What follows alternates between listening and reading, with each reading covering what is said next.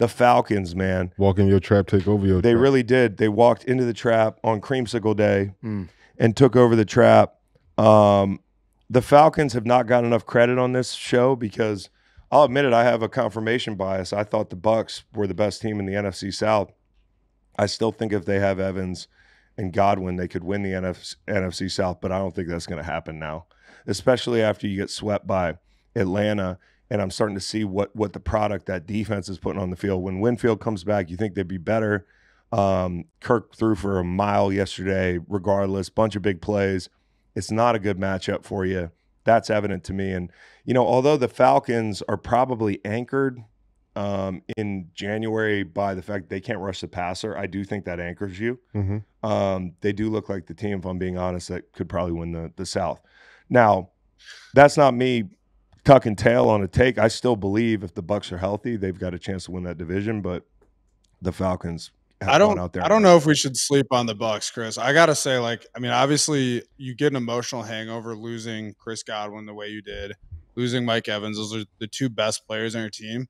Offensively, I was actually really impressed with the way they came out. They had a turnover early, but they came out and they I think Liam Cohen's smart, man. I do too. I like him. They were committed to running the ball. Their run game has been much, much improved this season. I really like Bucky Irving. I like White. I like Tucker also. I'm very pleased with Tucker. But you could tell that they knew that, they don't have their two biggest offensive weapons, and they ground the ball for 14 or 15 plays on their second offensive series, move the ball to their running backs out of the backfield, and then Kate Otten on fucking National Tight End Day. They know what they are without those guys. I think the biggest disappointment for me is just watching the Bucs defense get 0 sacks on a pretty immobile Kirk Cousins. I don't know if you saw that one broken play where I think they were throwing a swing pass or a screen or something like that, and the timing was off to Drake London. And Kirk had to shelf the ball and run it the opposite direction. And I was watching this holy fuck, this is the slowest quarterback in. Was that the game sealing, basically the game sealing scramble, or was that late in the game? No, this was, but on that one too, Kirk is not moving well. I'm jogging, everybody. I'm jogging. Whatever he said in the fucking. Look at me, I'm jogging. Yeah, but I think the Bucs defensively is a little bit where I was disappointed. I've been somewhat impressed with the Falcons. Yeah. But they just didn't do well. And then Baker, against cover 2, he keeps forcing the ball. And he's thrown 2 or 3 picks on the same exact cover 2, trying to force it into that hole. I think he had one against the Broncos, if you remember that, Cowboy. And I don't think about that too after the game. Exactly. But it's if they just protect the ball a little bit better, they win this game. I mean, I understand, even without their 2 best players. I understand, but those 2 best players are not coming back for a little bit. Mike Evans is going to be out for a little bit, and Godwin being out's a big deal. I just worry about. Points. I'm just trying to be honest. I'm just trying to be honest. I'm just trying to be fair. I don't want to be the take anchor guy that's hey, because I picked the Bucs to win the South.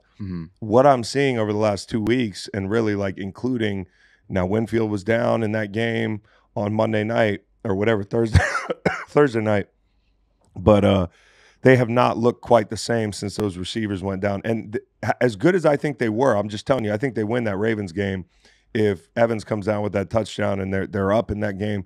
I think it's a totally different game, but they were shell-shocked.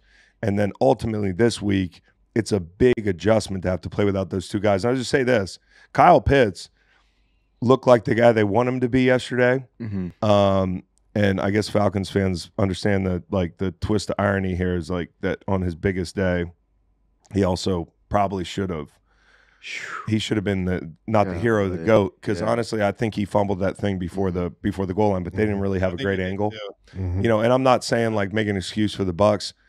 That is just a deal where Kyle Pitts has got to tuck that ball away. But I will say, immediately, 4th and 3 going to him, beating man coverage, running away from little guys on the second touchdown. Winfield doesn't quit, but this is who he can be, and we mentioned Godwin and Evans, Jamel Dean, who you mentioned this morning. I think, and to your point, Bo, about the defense, it's I think the offense showed yesterday, to an extent, they can find ways to overcome those key injuries offensively.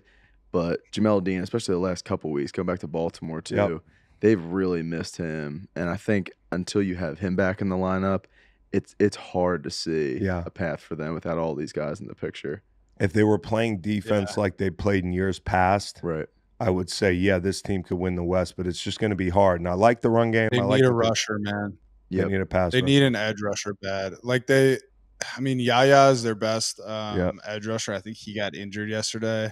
But, like, you're just not seeing a ton of production from, like, I love Anthony Nelson. Like, he's not really producing as much rushing the edge.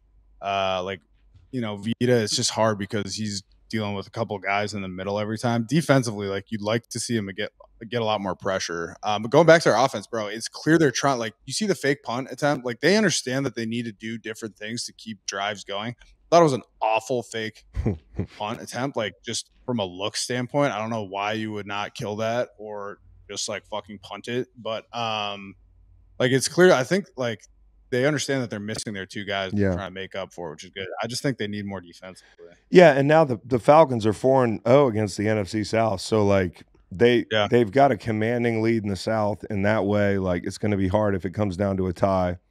They've been running roughshod through the division, and I think Cousins has been. Listen, one of the reasons I like the Penix signing was because, and I said this again, like, I don't think anybody's going to say this team was, if they lose in the wild card this year or something like that, or if they win or lose in the divisional round, I don't think anybody's going to say, man, Atlanta was a player away. I don't think Atlanta is a player away from being a Super Bowl team. Like, things can happen in the playoffs, and I'm not trying to anchor a team's ceiling in Week 8, but I am saying without the pass rush and with some of now Jesse Bates, we were talking about that defense, is an absolute football player and probably one of the best free agent signings over the past couple of years on the defensive side of the ball for a defense. But I do think that, like, the reason I don't mind the Penix pick is I don't think they would have been able to replace that pick with something where all of a sudden you've got it. Like Jared Verse, maybe. I don't think so. I mean, like, Latu, he hasn't set the world on fire. Right. Like, I don't know if there was that player that would change the whole game for you. Because the offensive line, correct me if I'm wrong, is not a huge problem. The wide receiver room has been fine. But they've racked up a lot of yards through the air, so that's not really anchoring them. They got two good running backs. We love the safeties. A.J. Terrell, they got him locked up, the whole thing. I just don't know that replacing what they did with Penix would have been enough to get them to where you're like, damn, that's one of the best 2-3 teams in the NFC. Now, they could go on a run, but no matter what happens, this guy Penix is just sitting there and learning. Mm-hmm. And he's learning from a good veteran who's playing good football, and the team doesn't suck, and they haven't had to go to him yet. So I think so far, all good for the Falcons. Even though a lot of these games are a grind. You can see it. And you talk about their standing in the NFC South. They've got the Cowboys, then the Saints. Mm-hmm. And the Bucs have the Chiefs, then the 49ers the next 2 weeks. So you talk about getting another 2 games on the Bucs and being clear as you get to the back half of the schedule for everybody. It looks like the Falcons are setting up for that. So the Falcons are setting up for a little run here, and they've got a good little distance between them and the rest of the division just by virtue of the way they played these divisional games, in my opinion.